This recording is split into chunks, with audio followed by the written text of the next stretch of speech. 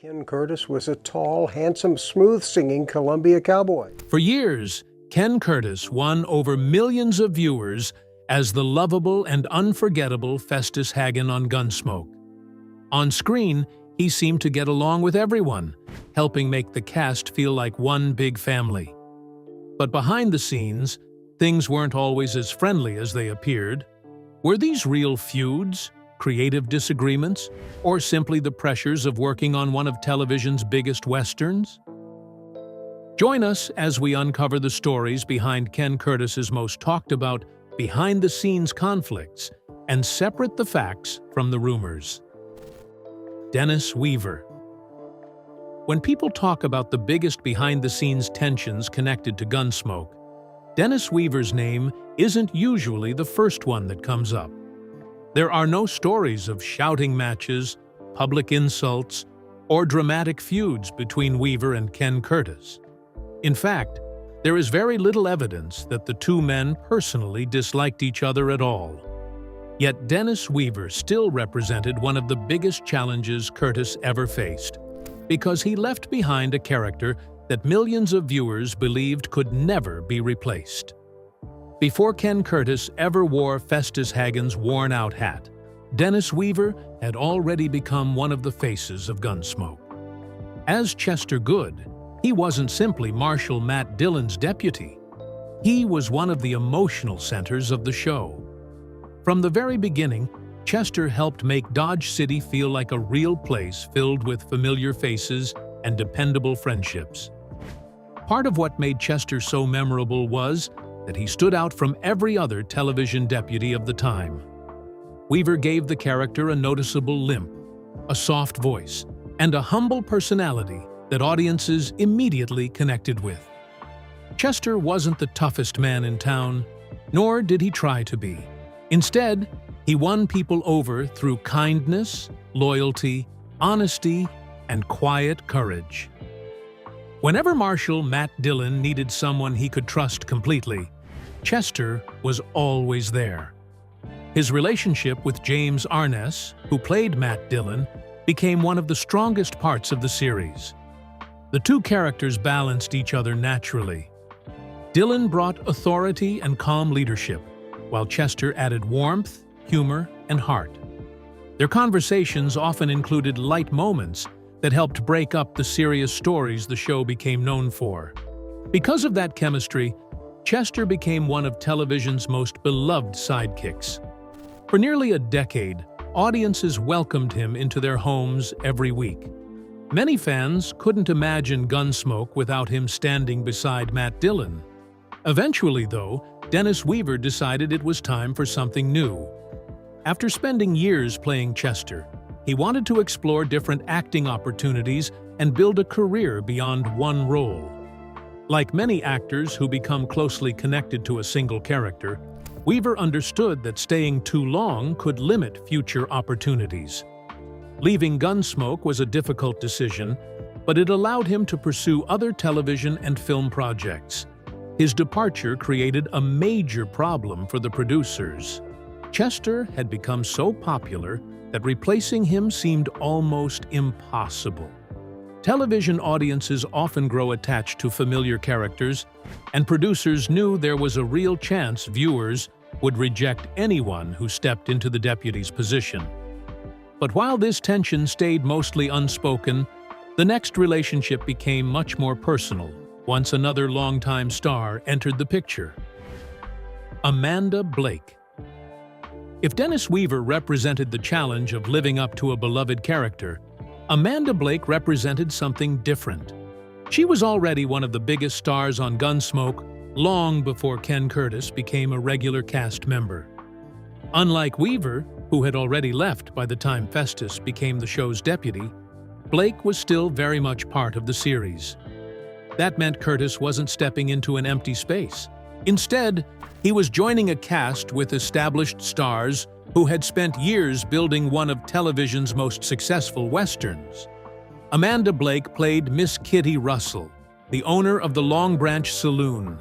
From the very first season, Miss Kitty became one of the most recognizable faces in Dodge City. She was smart, independent, confident, and compassionate. While Marshal Matt Dillon often handled the law, Miss Kitty offered understanding, advice, and emotional support to many of the people who came through town. Her relationship with Matt Dillon became one of the show's defining elements. Although their feelings for each other were rarely spoken openly, viewers enjoyed watching the quiet connection between the two characters.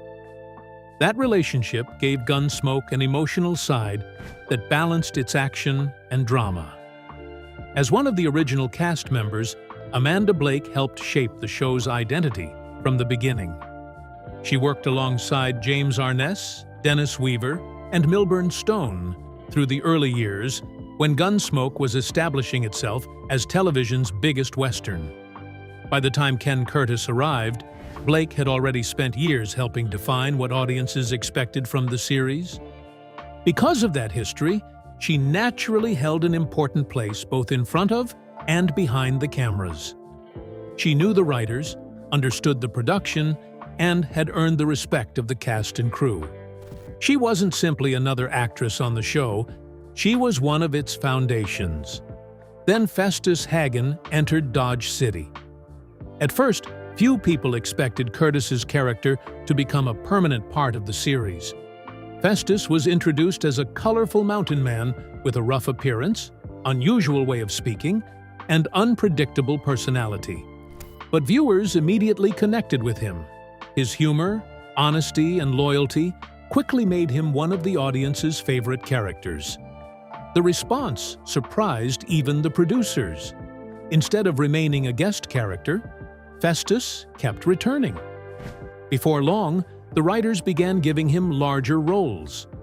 More episodes centered on his adventures, his friendships, and his relationship with Matt Dillon.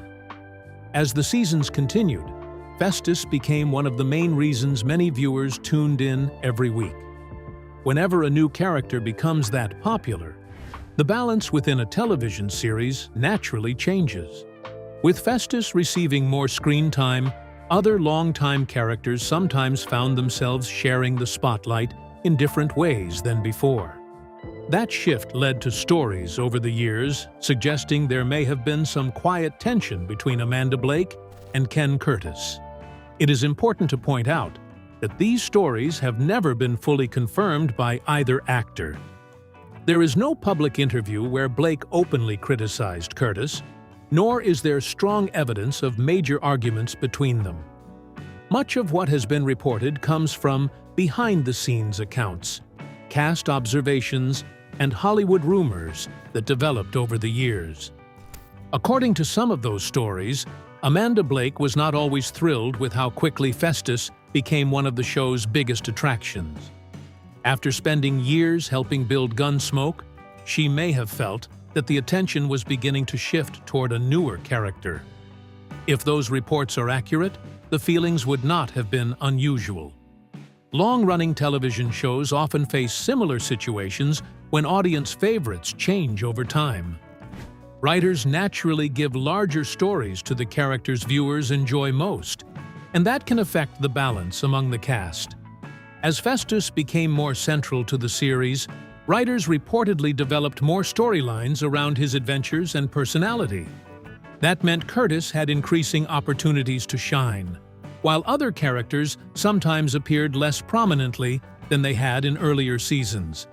This reportedly led to occasional creative differences. But while Amanda Blake's reported disagreements stayed mostly behind closed doors, the next relationship involved someone who was much more willing to speak his mind. Milburn Stone. If the reported tension between Ken Curtis and Amanda Blake was quiet and mostly based on changing screen time, the relationship between Curtis and Milburn Stone has often been described as more direct.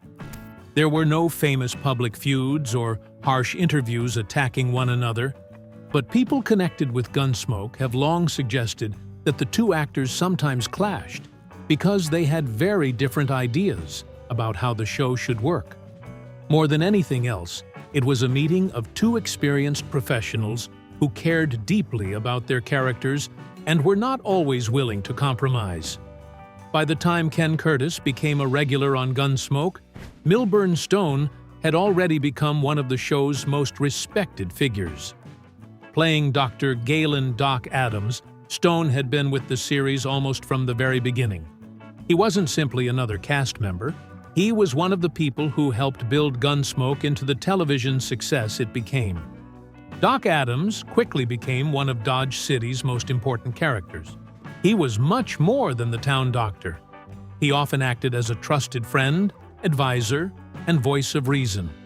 Whether he was treating injuries, sharing advice with Matt Dillon, or complaining about the latest trouble brought into his office, Doc became someone viewers looked forward to seeing every week. After spending so many years on the series, Stone knew the production inside and out. He understood how the writers approached stories, how scenes were paced, and how each character fit into the larger picture.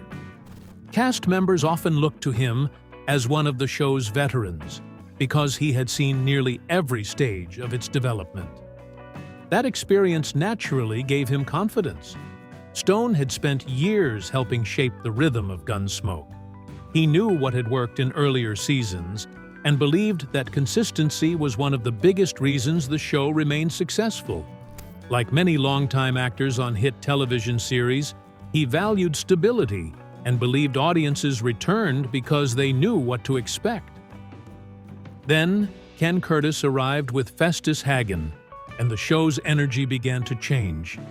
Festus was unlike anyone who had appeared regularly on Gunsmoke before.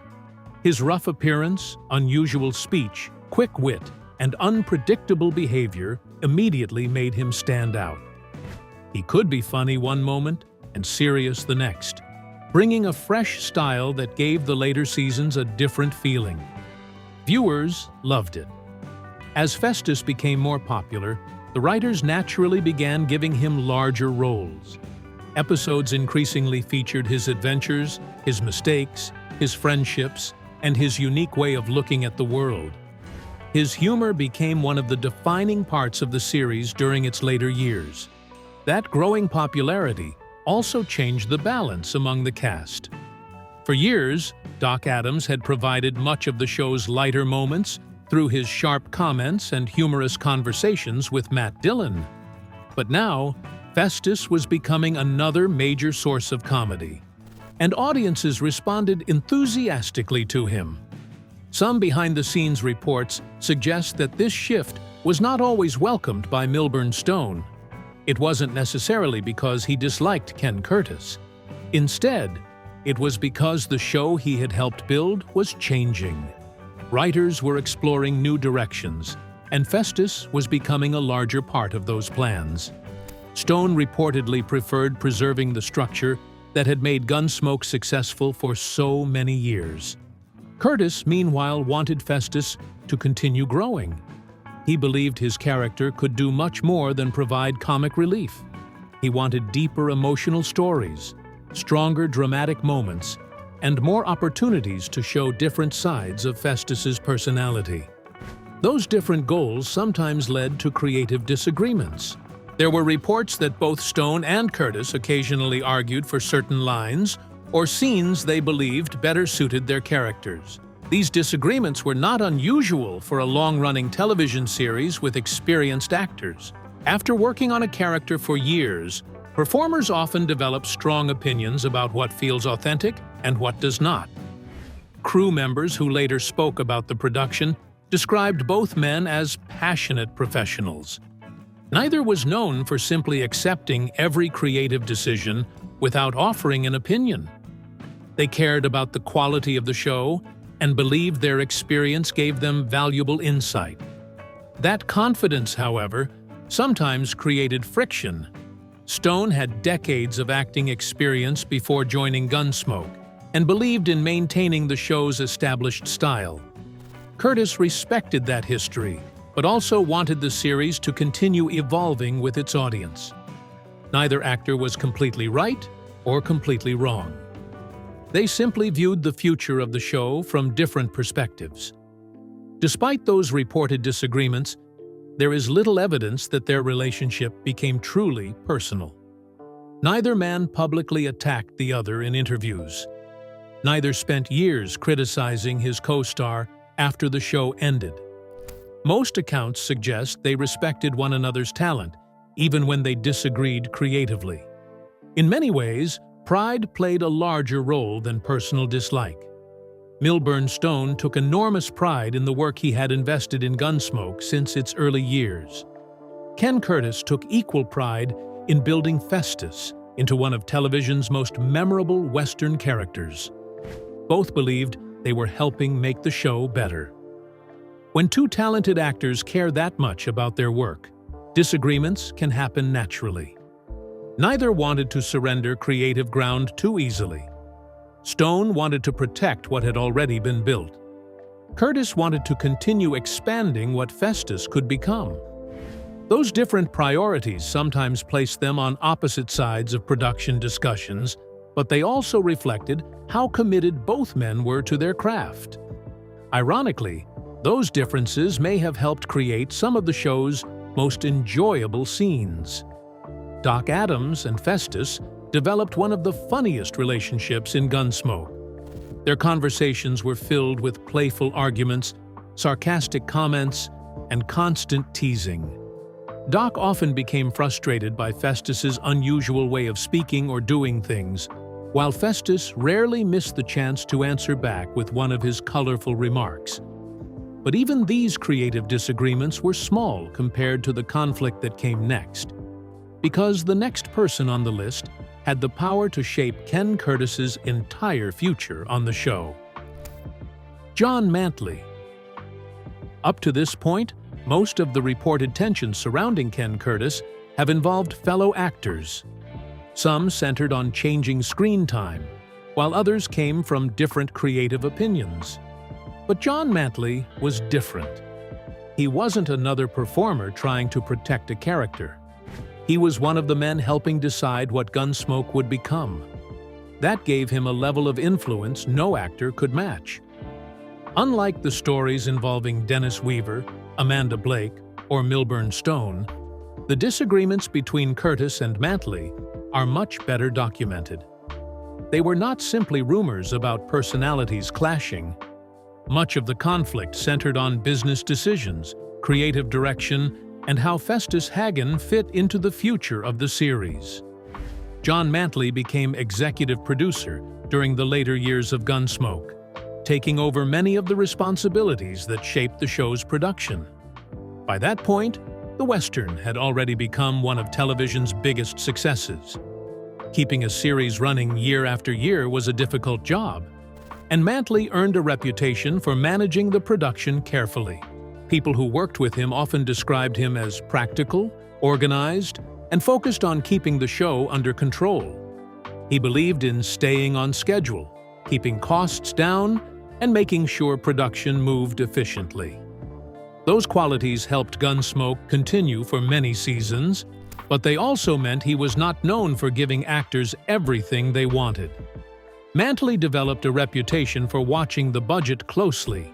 Television production was expensive, and even highly successful shows had financial limits. Every script, guest star, location, and salary increase had to fit within those limits. From Mantley's point of view, making difficult business decisions was simply part of the job.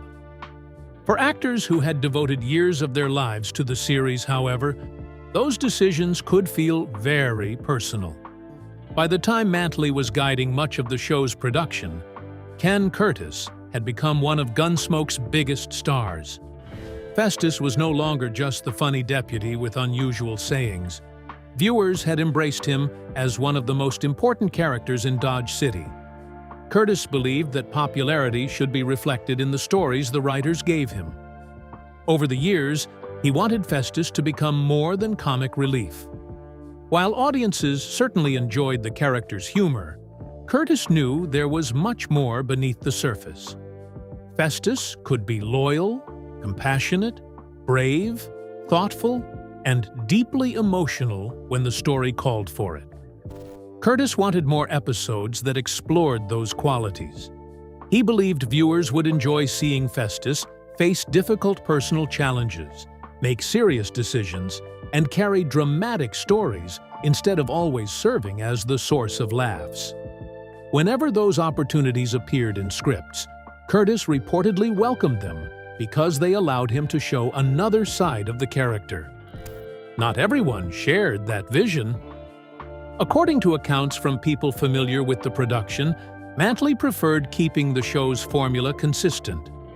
Festus was extremely popular, as he already existed, and from a producer's perspective, changing a successful formula carried unnecessary risk. That difference in thinking led to repeated creative disagreements. Curtis pushed for stronger character development, while producers often favored keeping Festus in the role audiences already recognized. As a result, discussions over scripts reportedly became common.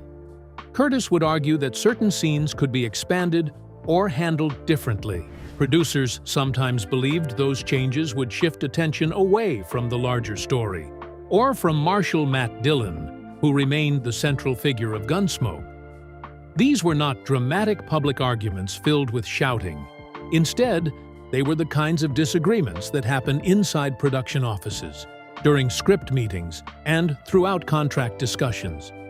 Still, after years of having similar conversations, the frustration reportedly began to build. Curtis had invested more than a decade in Festus.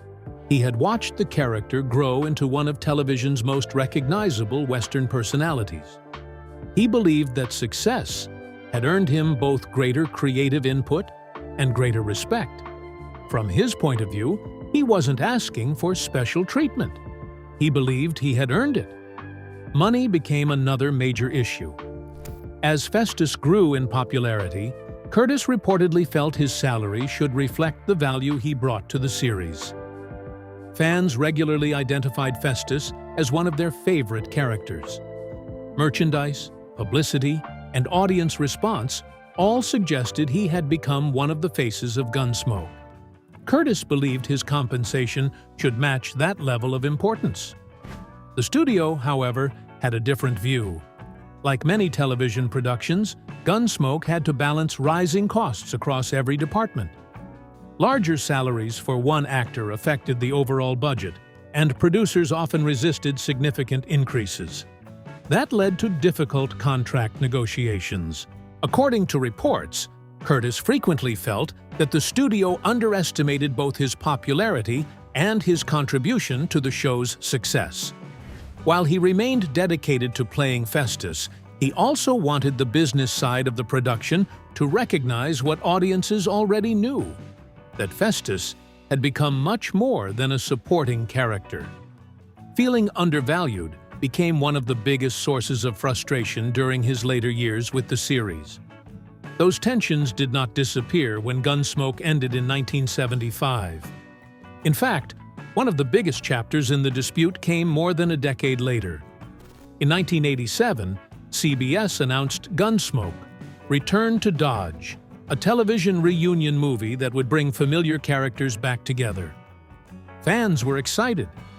After 12 years away from Dodge City, many looked forward to seeing old favorites return. One question immediately stood out. Would Festus be back? For many viewers, the answer seemed obvious. Festus had become one of the most beloved characters in the show's history. It was difficult to imagine a Gunsmoke reunion without him riding into town alongside Matt Dillon. Negotiations began with Ken Curtis. However, according to several accounts, the discussions quickly ran into familiar problems. Curtis was reportedly offered a salary that he believed was far too low considering everything he had contributed to the original series. From his point of view, the offer failed to recognize the years he had devoted to Gunsmoke and the enormous popularity Festus continued to enjoy. Rather than accepting terms he considered unfair, Curtis chose not to return. Many reports have connected that decision to the long-running disagreements over compensation and creative respect that had developed during John Mantley's years overseeing the production. Whether every detail has been remembered perfectly over time is difficult to verify. But one fact is clear: Ken Curtis did not appear in Return to Dodge. Fans noticed immediately. For many longtime viewers, something felt missing.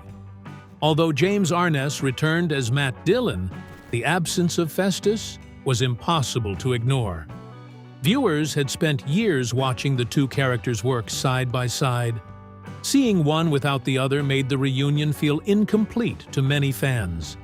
The decision sparked years of discussion. Some believed Curtis should have accepted the offer simply for the fans. Others argued he was right to stand by his principles after feeling undervalued for so many years.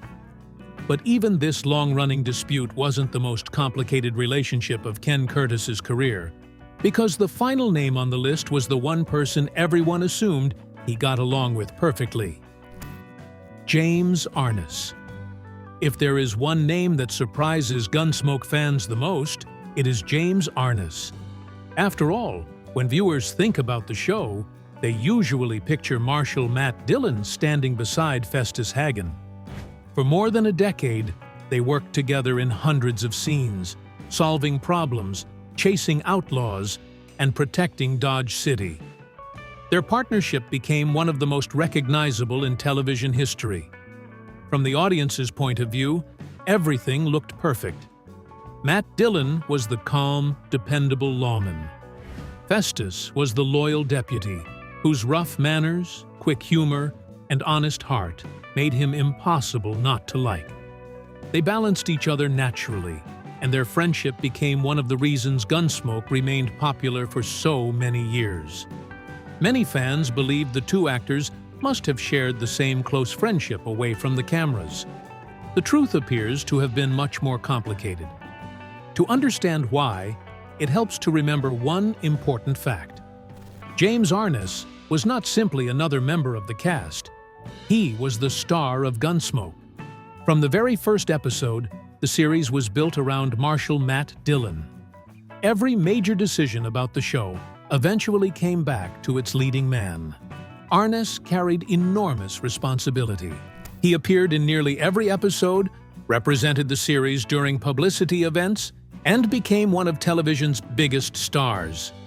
As the years passed, his influence naturally grew. While producers and writers made many of the final decisions, Arness had significant input because of his importance to the show's success. That kind of influence is common on long-running television series. When one actor becomes the face of a show for decades, people listen to that actor's opinions. Writers often consider their ideas, producers value their feedback, and networks recognize their importance. James Arness had earned that position through years of hard work and the incredible success of Gunsmoke. The show's identity revolved around Matt Dillon. No matter how popular another character became, the series always returned to its central figure. Every major storyline, every important decision, and every dramatic turning point eventually led back to the Marshal. When Ken Curtis joined the cast, he understood that. At first, Festus Haggen was only expected to make a brief appearance, but audiences immediately connected with him. His unique personality, rough voice, and colorful way of speaking made him unlike anyone else on television. As the seasons passed, Festus became one of the show's biggest attractions. Fan letters regularly praised the character. Viewers asked to see more episodes centered on Festus. Magazine articles often highlighted his popularity, and many people considered him their favorite character after Matt Dillon. The writers noticed. Gradually, they expanded Festus's role. Instead of simply appearing beside Matt Dillon, he began receiving stories that explored his background, his family, his friendships, and his personal struggles. Curtis welcomed those opportunities because they allowed him to show that Festus was more than a source of comic relief. He proved that the character could carry dramatic stories as well. Even with that growing popularity, however, there was one limit Curtis could never cross. No matter how successful Festus became, he was never going to replace Matt Dillon as the center of Gunsmoke. every major story eventually returned to Arness's character. When dramatic episodes reached their biggest moments, Matt Dillon usually took the lead. When difficult decisions had to be made, the Marshal remained the central figure. Even if Festus played an important role, he rarely received equal dramatic weight. That reportedly became one of Curtis's biggest frustrations. According to people familiar with the production, Curtis believed Festus still had room to grow. He wanted stories that explored deeper emotions, greater personal challenges, and more complicated situations. Sometimes those opportunities appeared. Other times, they reportedly disappeared during the writing process or remained secondary because the show's structure always placed Matt Dillon first. From a production standpoint, that decision made sense. Gunsmoke had been built around Matt Dillon since 1955. Viewers expected him to remain the hero, and changing that formula carried risks. From Curtis's point of view, however, it could feel limiting. After years of helping carry the series, he reportedly felt Festus deserved more opportunities to stand on equal dramatic ground. Instead, he often remained the loyal deputy supporting someone else's story. Because of their personality differences, the two men never appeared to become especially close friends. They respected one another professionally, but there is little evidence suggesting they shared a deep personal friendship away from work. Some cast members have suggested that Arness preferred keeping a certain distance between himself and others on the set. Whether that was simply his personality or his way of maintaining professionalism is difficult to know. For Curtis, however, that emotional distance may have made the relationship feel formal rather than personal. It wasn't hostility. It wasn't anger. It simply wasn't especially close. That difference became noticeable whenever creative issues arose. There were reportedly times when Curtis believed Festus deserved larger or more meaningful storylines. Some episodes hinted at emotional struggles or personal growth that could have been explored further, but instead shifted back toward Matt Dillon's journey. Again, there is no clear evidence that James Arness personally demanded those decisions. More likely, they reflected the show's long-established structure. Even so, Curtis reportedly found that frustrating. And with that, the full picture of Ken Curtis's most talked-about behind-the-scenes relationships finally comes into focus. If you enjoyed this video and want to discover more untold Hollywood stories, classic TV secrets, and celebrity histories, be sure to subscribe to the channel. Give this video a like and turn on notifications so you never miss our next story.